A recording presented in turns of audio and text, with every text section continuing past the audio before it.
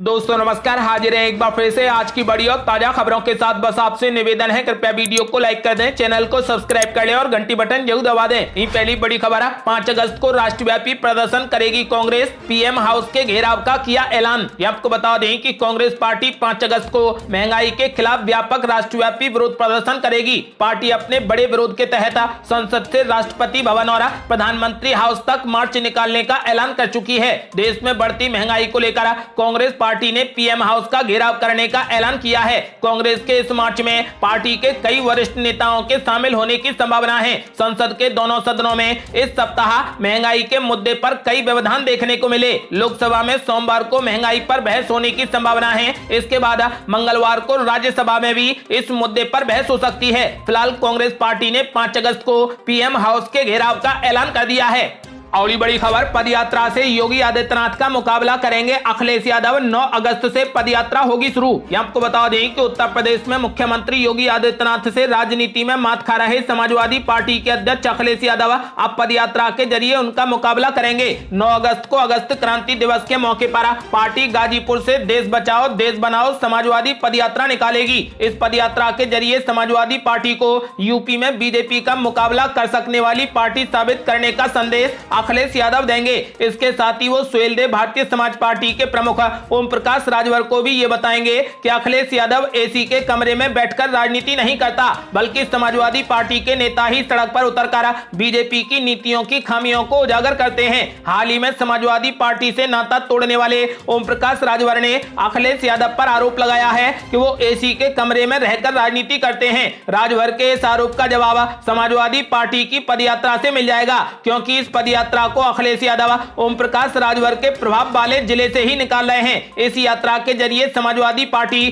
सड़क पर अभियान चलाती नजर आएगी। 9 अगस्त को अगस्त क्रांति दिवस के मौके पर गाजीपुर से यह पदयात्रा होगी। समाजवादी पार्टी के प्रदेश अध्यक्ष नरेश उत्तम के अनुसार देश बचाओ देश बनाओ समाजवादी पदयात्रा का पहला चरण गाजीपुर, बलिया, मऊ, जौनपुर, भदोही होते हुए 27 अक्टूबर को वाराणसी में खत्म होगा। इस पदयात्रा की अगुवाई गाजीपुर जिलाध्यक्ष अभिषेक यादव करेंगे। यात्रा 9 अगस्त को गाजीपुर पार्टी जिला मुख्यालय से शुरू होगी। आपको बता दें कि बीजेपी को घेरने के लिए अखिलेश यादव ने 9 अगस्त से पदयात्रा निकालने का ऐलान किया है।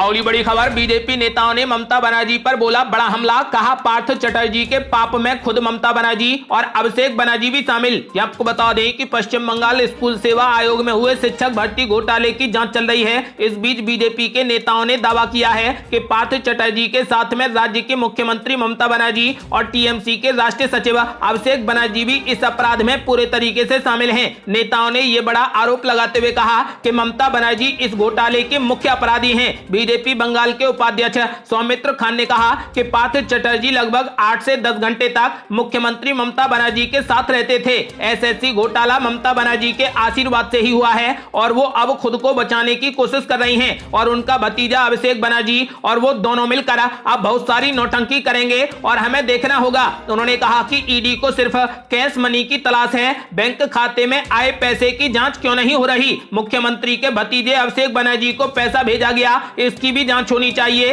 ये एक बड़ी साजिश है। उधर भाजपा के राष्ट्रीय सचिव अनुपम हाजरा ने कहा कि यह संभव नहीं है कि ममता बनर्जी जैसी बड़ी नेता को पता ना हो कि पार्थ चटर्जी के घर में पैसा कहां से आ रहा है। वो एक निरंकुश नेता हैं और उनकी अनुमति के बिना कोई भी पार्टी में सांस भी नहीं ले सकता। पार्थ चटर्जी आलाकमान की अनुमति के बिना कुछ भी नहीं कर सकते। आपको बता दें कि फिलहाल बीजेपी नेताओं ने आरोप लगाया है कि पार्थ चटर्जी के पापों में ममता बनर्जी और अभिषेक बनर्जी भी शामिल हैं। और बड़ी खबर, ममता बनर्जी की लगातार बढ़ती जा रही मुश्किलें। ईडी ने अर्पिता मुखर्जी के 3 बैंक खातों को किया फ्रीज, मिले 2 करोड़ रुपए। आपको बता दें कि प्रवर्तन निदेशालय यानी ईडी ने निलंबित टीएमसी नेता पार्थ चटर्जी की सहयोगी अर्पिता मुखर्जी के कम से कम 3 बैंक खातों को फ्रीज किया है। ईडी के एक वरिष्ठ अधिकारी ने बताया कि इन खातों में कुल मिलाकर करीब 2 करोड़ रुपए मिले हैं। अधिकारी ने कहा कि मुखर्जी की कई मुखौटा कंपनियों के बैंक खातों पर भी ईडी की नजर है। हमें संदेह है कि इन खातों का उपयोग कई लेन देन करने के लिए किया गया था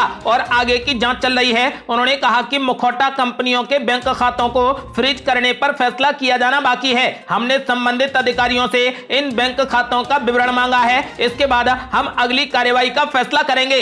अगली बड़ी खबर, पार्थ चटर्जी पर कार्रवाई के बाद डैमेज कंट्रोल में जुटी ममता बनर्जी, संगठन और कैबिनेट में बड़े फेरबदल की तैयारी। आपको बता दें कि 100 करोड़ से ज्यादा के बंगाल शिक्षक भर्ती घोटाले में गिरफ्तार राज्य के उद्योग मंत्री पार्थ चटर्जी पर टीएमसी ने एक्शन लिया है। इस मामले में हुई पार्टी की थूथू के बाद तृणमूल कांग्रेस डैमेज कंट्रोल की तैयारियों में जुट गई है। इसके क्रम में अब जल्द ही पार्टी में बड़े संगठनात्मक बदलाव और राज्य मंत्रिमंडल में फेरबदल की संभावना है। सूत्रों ने कहा कि संगठनात्मक और मंत्रिमंडल में फेरबदल का उद्देश्य पार्टी की छवि को बचाना है। आपको बता दें कि टीएमसी के वरिष्ठ नेताओं का कहना है कि काफी समय से कैबिनेट में बदलाव की योजना बनाई जा रही थी, लेकिन पार्थ चटर्जी की गिरफ्तारी ने प्रक्रिया को और तेज कर दिया है। तृणमूल कांग्रेस के एक वरिष्ठ नेता ने कहा कि अब समय ही बताएगा कि थोक में फेरबदल होगा या फिर कुछ मंत्रालयों में बदलाव किया जाएगा। आपको बता दें कि फिलहाल ममता बनर्जी डैमेज कंट्रोल में जुट गई हैं। इसको लेकर संगठन में बड़े फेरबदल की तैयारी है।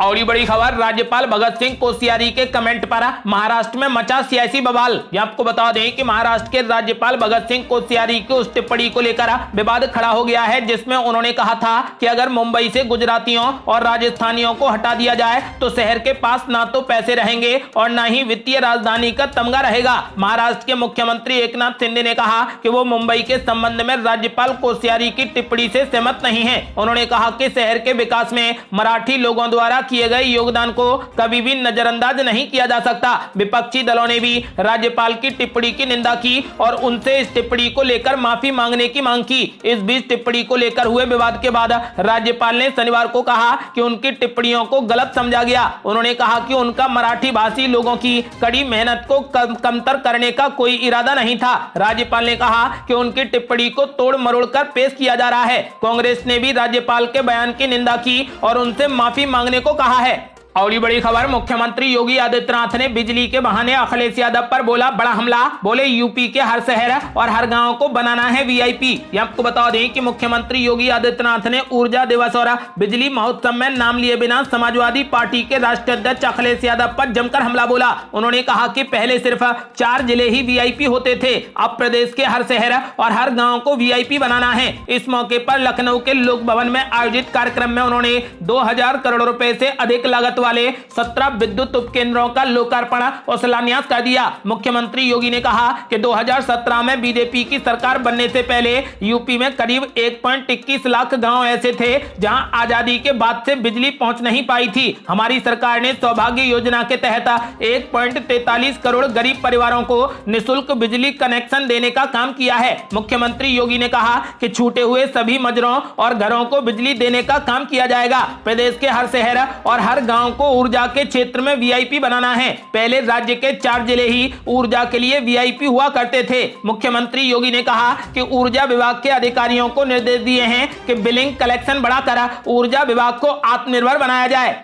और बड़ी खबर, विधान परिषद उपचुनाव में भाजपा ने जारी की सूची। उत्तर प्रदेश और कर्नाटक में उम्मीदवारों का किया ऐलान। आपको बता दें कि भारतीय जनता पार्टी ने उत्तर प्रदेश और कर्नाटक में विधान परिषद उपचुनाव के लिए अपने उम्मीदवारों की सूची जारी कर दी है। भाजपा ने गोरखपुर क्षेत्र के क्षेत्रीय अध्यक्ष धर्मेंद्र सिंह सेंथवार को विधान परिषद उपचुनाव में उम्मीदवार बनाया है, तो वहीं निर्मला पासवान को भी प्रत्याशी बनाया गया है। इसके अलावा कर्नाटक में उम्मीदवार के रूप में बाबूराव चिंचानसुरु के नाम का ऐलान किया गया है। भाजपा के प्रदेश मीडिया प्रभारी मनीष दीक्षित ने बताया कि पार्टी के राष्ट्रीय महासचिव अरुण सिंह की ओर से सूची जारी की गई है। और बड़ी खबर, दिल्ली बीजेपी अध्यक्ष का बड़ा ऐलान। बोले केजरीवाल सरकार ने भाजपा और जनता के दबाव में वापस ली आबकारी नीति। आपको बता दें कि देश की राजधानी दिल्ली में पुरानी आबकारी नीति 1 अगस्त से लागू होने जा रही है। अरविंद केजरीवाल सरकार ने नई आबकारी नीति बीते साल लागू की थी, इसे अब वापस लिया जा रहा है। इसे लेकर दिल्ली सरकार की खासी आलोचना होती रही है। केजरीवाल सरकार पर इस नीति को लेकर विपक्ष भी हमलावर रहा है। इस कड़ी में दिल्ली बीजेपी अध्यक्ष आदेश गुप्ता ने अरविंद केजरीवाल सरकार पर हमला बोला है। बीजेपी अध्यक्ष आदेश गुप्ता का कहना है कि केजरीवाल सरकार ने बीजेपी और जनता के दबाव में आबकारी नीति को मजबूरन वापस तो ले लिया है, लेकिन इससे उनके भ्रष्टाचार करने और करोड़ों रुपयों की हेराफेरी करने के मामले छिप नहीं जाएंगे। दिल्ली बीजेपी अध्यक्ष आदेश गुप्ता ने कहा कि केजरीवाल सरकार की जन विरोधी शराब नीति की सीबीआई जांच में इस सरकार के सभी घोटाले उजागर हो जाएंगे। उन्होंने साफ कर दिया है कि दिल्ली के मुख्यमंत्री अरविंद केजरीवाल, आबकारी मंत्री मनीष सिसोदिया और परिवहन मंत्री कैलाश गहलोत जेल जाने से नहीं बच पाएंगे।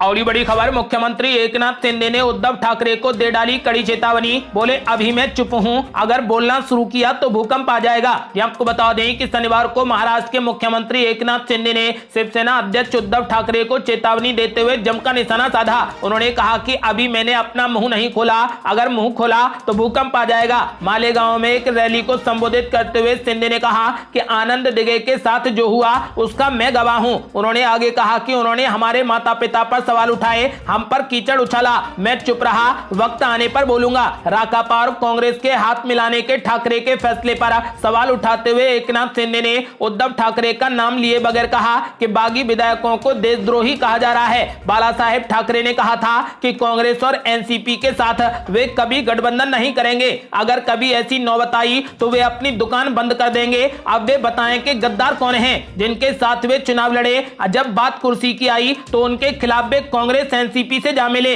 उन्होंने आगे कहा कि वो जानते हैं कि दिवंगत शिवसेना नेता आनंद दिघे के साथ में क्या हुआ था। मालेगांव में एक रैली को संबोधित करते हुए एकनाथ शिंदे ने कहा कि उन्होंने विद्रोह किया क्योंकि वो बाला साहेब ठाकरे की विरासत की रक्षा करना चाहते थे। उन्होंने कहा कि अगर मैं इंटरव्यू देना शुरू कर दूं तो भूकंप आ जाएगा।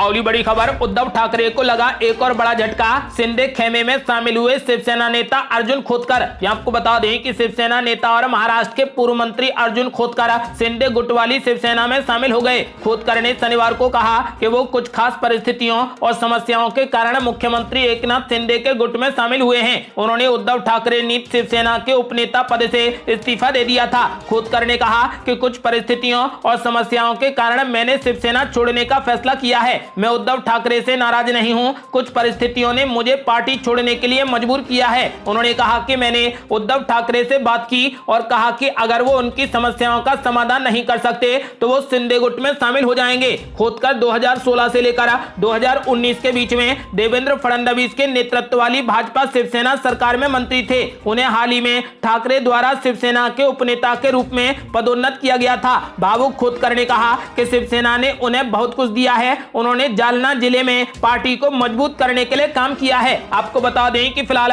उद्धव ठाकरे को एक और बड़ा झटका लगा है। शिवसेना नेता अर्जुन खोतकर अब शिंदे खेमे में शामिल हो गए हैं। और ये बड़ी खबर है, स्कूलों में जुमे की छुट्टी पर बड़ा विवाद। केंद्रीय मंत्री गिरिराज सिंह ने लगाई कड़ी फटकार। आपको बता दें कि केंद्रीय मंत्री गिरिराज सिंह ने बिहार में शुक्रवार के दिन सरकारी स्कूलों की साप्ताहिक छुट्टी को लेकर बड़ा बयान दिया है। उन्होंने कहा कि कुछ लोग बिहार में शरीयत कानून लागू करने पर आमदा हैं। उनकी साजिश है कि शरिया कानून बिहार में भी स्थापित हो, लेकिन उनका ये मंसूबा सफल नहीं होगा। गिरिराज सिंह के बयान की जेडीयू और राजद नेताओं ने आलोचना की है। बिहार के सीमांचल इलाकों में सरकारी स्कूलों में शुक्रवार को छुट्टी दिए जाने के मामले पर विवाद गहराता जा रहा है। इसे लेकर एनडीए के भीतर वैचारिक मतभेद सामने आया है। भाजपा नेताओं के एक वर्ग ने मुस्लिम बहुल जिलों में उर्दू माध्यम के स्कूलों को शुक्रवार को बंद रखने और रविवार को कक्षाएं आयोजित करने पर आपत्ति जताई है।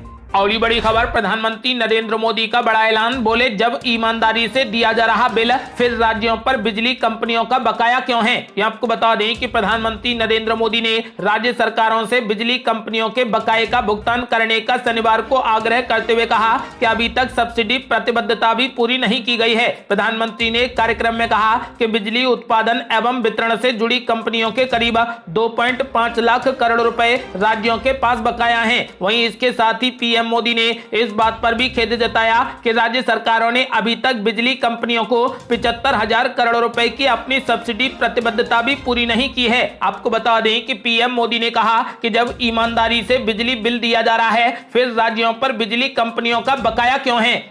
और ये बड़ी खबर, हर घर तिरंगा अभियान को सफल बनाने के लिए केंद्र सरकार ने लगाया जोर, सभी मंत्रालयों को दिया निर्देश जारी। आपको बता दें कि कैबिनेट सचिव राजीव गौबा ने सचिवों को निर्देश जारी कर सभी मंत्रालयों से हर घर तिरंगा अभियान के संबंध में संपूर्ण सरकार दृष्टिकोण अपनाने और इसमें अधिकतम जन भागीदारी के साथ सफल बनाने के लिए कहा है। प्रधानमंत्री नरेंद्र मोदी ने आजादी के अमृत महोत्सव के अवसर पर देश के सभी नागरिकों से 13 से 15 अगस्त तक अपने घरों, प्रतिष्ठानों, संस्थानों में राष्ट्रीय ध्वज फहराने की अपील की है। अगली बड़ी खबर, मीराबाई चानू के गोल्ड जीतते ही गर्व से चौड़ा हो गया देश का सीना। पीएम मोदी से लेकर मणिपुर के मुख्यमंत्री तक ने दी बधाई। आपको बता दें कि ओलंपिक पदक विजेता मीराबाई चानू ने कॉमनवेल्थ गेम 2022 के दूसरे दिन भारत को गोल्ड मेडल दिलवाया है। उन्होंने महिलाओं के 49 किलोग्राम वर्ग में वेट लिफ्टिंग इवेंट में राष्ट्रमंडल खेल 2022 में भारत के लिए पहला गोल्ड मेडल जीता है। टोक्यो ओलंपिक की सिल्वर मेडल विजेता मीराबाई चानू ने स्नैच में 88 किलोग्राम का वजन उठाया और क्लीन एंड जर्क में 113 किलो का बेस्ट प्रयास किया। मीराबाई चानू ने कुल 201 किलो का वजन उठाया। ये कॉमनवेल्थ गेम का रिकॉर्ड भी रहा है। बर्मिंघम 2022 कॉमनवेल्थ गेम में भारत का ये पहला गोल्ड और कुल तीसरा मेडल है। मीराबाई चानू की इस जीत पर उन्हें बधाई देने वालों का तांता लग गया है। आपको बता दें कि प्रधानमंत्री नरेंद्र मोदी और मणिपुर के मुख्यमंत्री ने भी उन्हें जीत की बधाई दी है। ये थी अब तक की बेहद बड़ी खबरें। यदि आप भी चाहते हैं कि भारत जल्द से जल्द कोविड मुक्त हो जाए तो इस वीडियो को लाइक कर अपनी राय हमें कमेंट बॉक्स में जरूर दें। यदि आपने अभी तक हमारे चैनल को सब्सक्राइब नहीं किया है तो कृपया चैनल को सब्सक्राइब कर घंटी बटन जरूर दबा दें। जल्दी मिलते हैं बड़ी अपडेट के साथ, तब तक के लिए जय हिंद, जय भारत।